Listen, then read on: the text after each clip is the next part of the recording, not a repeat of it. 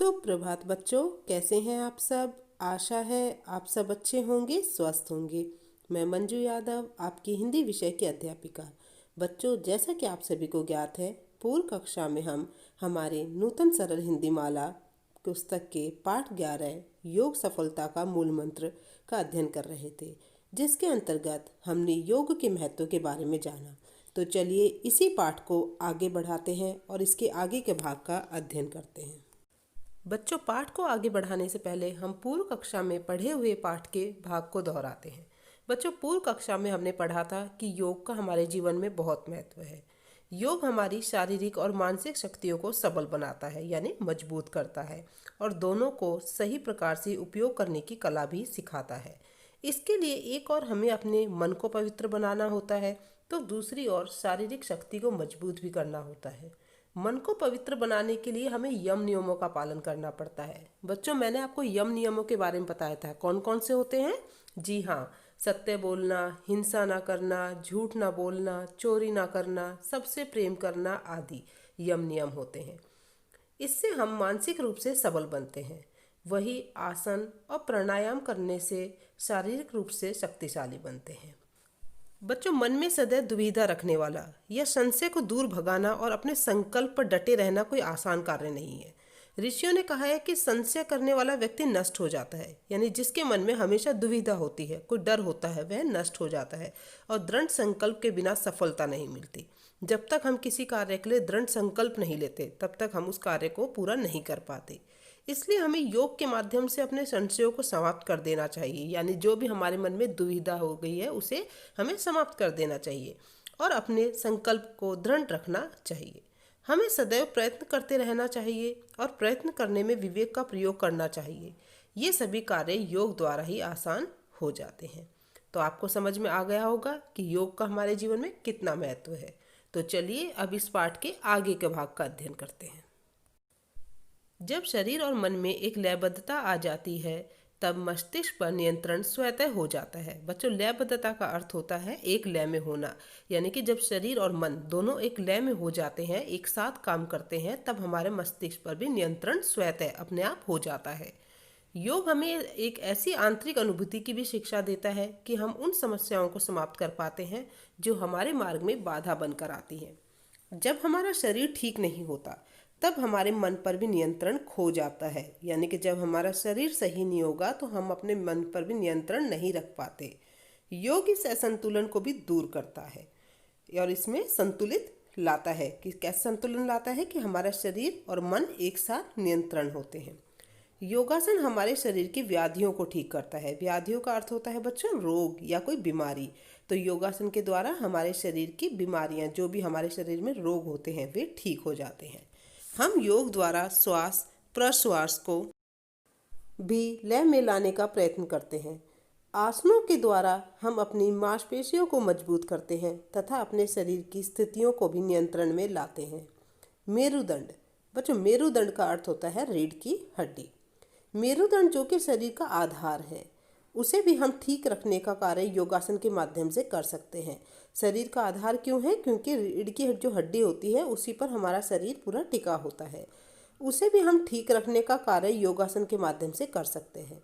मेरुदंड का सीधा संपर्क मस्तिष्क की कोशिकाओं से है, अतः आसन का ठीक होना मन की चंचलता पर नियंत्रण हेतु अति आवश्यक है। यानी कि जब आसन ठीक होगा तभी हमारे मन की जो चंचलता है उस पर हम नियंत्रण कर पाएंगे। योगासन के द्वारा हम शरीर की शुद्धि उसी प्रकार करते हैं जिस प्रकार एक स्वर्णकार सोने को आग में तपाता है और अशुद्धि को निकालकर बाहर करता है। तो देखा बच्चों, आपने कितना अच्छा उदाहरण दिया गया है कि योगासन के द्वारा हम अपने शरीर की शुद्धि यानी शरीर को शुद्ध उसी प्रकार करते हैं जैसे एक स्वर्णकार। स्वर्णकार कौन होता है? जो सोने के आभूषण बनाता है। एक स्वर्णकार सोने को आग में तपाता है और अशुद्धि को निकालकर बाहर करता है। वैसे ही योगासनों के माध्यम से हम हानिकारक रसायनों को अपने शरीर से बाहर निकाल देते हैं। यानी कि जो हम योगासनों के माध्यम से क्या करते हैं, हमारे शरीर में जो भी हानिकारक रसायन होते हैं उन सभी को अपने शरीर से बाहर निकाल देते हैं। योगासन से रक्त परिवहन तीव्र होता है। रक्त परिवहन का अर्थ होता है बच्चों खून का शरीर में बहना। इससे शरीर की कोशिकाओं को ताज़ा ऑक्सीजन प्राप्त होता है। जिससे हमारी रोग प्रतिरोधक क्षमता का अर्थ होता है रोगों से लड़ने की शक्ति और बढ़ जाती है। योगासन अनियमित जीवन, रोगों, दर्द आदि को भी शारीरिक खिंचाव, घुमाव, झुकाव आदि के माध्यम से ठीक करने में सहायक है। प्राणायाम के माध्यम से हम मनोवैज्ञानिक का अर्थ होता है मन के विज्ञान का जानकार, अनियमितता को ठीक कर सकते हैं। इस सब का सकारात्मक परिणाम शरीर की प्रक्रिया को स्वास्थ्यप्रद बनाए रखना है। आज विज्ञान ने भी रक्तचाप, हृदय रोग, मधुमेह, अस्थमा आदि रोगों में योग के चमत्कारिक परिणामों को स्वीकार किया है। बहुत से रोग बच्चों ऐसे हैं जिन्हें दवाइयों के खाने से हम जिनसे छुटकारा नहीं पा पाते, लेकिन योग के करने से बहुत से रोगों से हम छुटकारा पाते हैं। बच्चों, आज विज्ञान यानी साइंस ने भी रक्तचाप, हृदय रोग, मधुमेह, अस्थमा आदि रोगों में योग के चमत्कारिक परिणामों को स्वीकार किया है। यानी विज्ञान भी यह मानने लगा है कि योग करने से हम ऐसी बीमारियों से दूर हो सकते हैं, यानी छुटकारा पा सकते हैं ऐसी बीमारियों से। योगासन करने से श्वास लेने में तीव्रता आती है, जिससे फेफड़ों की कसरत हो जाती है। इससे कार्बन अधिक मात्रा में निकलकर ऑक्सीजन की आपूर्ति में वृद्धि हो जाती है। आपूर्ति का अर्थ होता है पहुंचाना या मुहैया करवाना। श्वास का आयु और प्राण से घनिष्ठ संबंध है। ये तो हम सभी जानते हैं कि सांस चलती है तभी तक हम जीवित रह पाते हैं। तो यहाँ कहा गया है कि श्वास का आयु और प्राण से घनिष्ठ संबंध है। अतः योगासन करने से व्यक्ति दीर्घजीवी हो जाता है। दीर्घजीवी मतलब लंबा जीवन जीने वाला, जिसकी आयु लंबी हो जाती है। इनसे श्वास संबंधी विभिन्न रोगों को ठीक करने में सहायता मिलती है। तो देखा आपने, योगासन करने से किस में सहायता मिलती है हमें? श्वास संबंधी विभिन्न रोगों को ठीक करने में। और जब श्वास अच्छी चलेगी तो इंसान को आयु भी और बढ़ती जाएगी। योगासन करने की क्रियाएं ऐसी होती हैं जो व्यक्ति के पाचन संस्थानों पर बहुत अच्छा प्रभाव डालती है। यानी योगासन करने से जो हम शरीर में कुछ भी खाते पीते हैं उसे पचाने में हमें बहुत सहायता मिलती है। योगासनों के अभ्यास से जठराग्नि का अर्थ होता है बच्चों पेट में रहने वाली आग, भोजन को पचाने की शक्ति। जो एक आग होती है पेट में रहने वाली, जो हमारे भोजन को पचाने में सहायता करती है, यानी भोजन को पचाने की शक्ति होती है, जिससे भोजन को पचने में सहायता मिलती है। योगासनों से रक्त संचार सुव्यवस्थित ढंग से होता है। यानी कि योगासन करने से रक्त संचार यानी कि हमारे शरीर में रक्त का संचार सुव्यवस्थित ढंग से होता है। ऐसा नहीं होता कि ज़्यादा तेज या ज़्यादा कम, एक सुव्यवस्थित यानी अच्छे ढंग से। योगासनों के अभ्यास से संचार करने वाले अवयव पुष्ट हो जाते हैं। इससे रक्त में होने वाले रोग शरीर से बाहर निकलते आते हैं और शरीर के सभी अवयवों को उचित मात्रा में पोषक तत्व मिलने लगते हैं, जिससे शरीर निरोगी बना रहता है। तो शरीर को निरोगी बनाए रखने के लिए किसका महत्वपूर्ण स्थान है? योग का।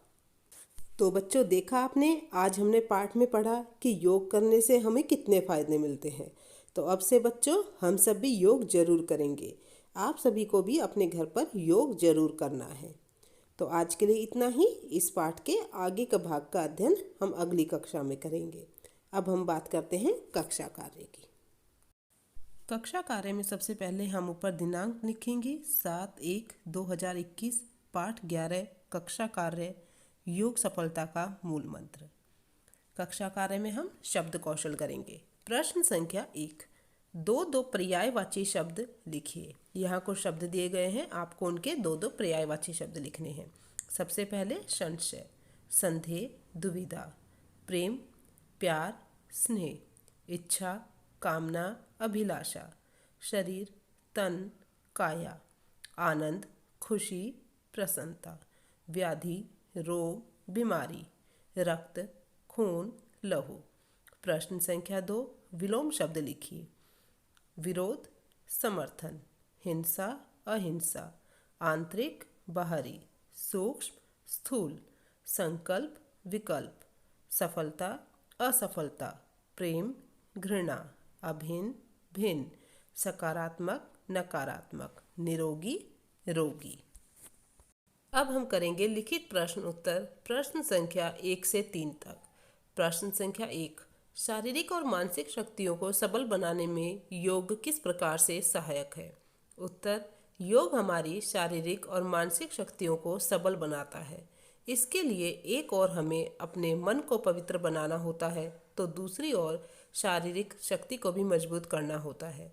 मन को पवित्र बनाने के लिए यम नियमों का पालन करना चाहिए तथा शारीरिक शक्ति के लिए आसन और प्राणायाम करना चाहिए।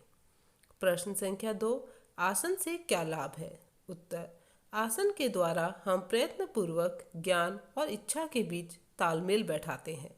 आसन से शरीर सीधा, सरल और क्रियाशील बनता है। इस स्थिति में हमारी सारी इंद्रियां एक साथ कार्य करती हैं, तब सीखने की प्रक्रिया सभी स्तर पर प्रारंभ होती है। प्रश्न संख्या 2, योग के अनुसार मनुष्य का शरीर किन किन कोशों पर आधारित है? उत्तर, योग के अनुसार मनुष्य का शरीर पंचकोशीय है, अर्थात हमारे 5 शरीर है। मनुष्य का शरीर अन्नमय कोश, प्राणमय कोश, मनोमय कोश, विज्ञानमय कोश व आनंदमय कोश पर आधारित है। तो बच्चों, इस प्रकार आप सभी अपना कक्षा कार्य साफ एवं सुंदर लिखाई में करेंगे। अगली कक्षा में इस पाठ के आगे का भाग का अध्ययन करेंगे। तब तक के लिए धन्यवाद।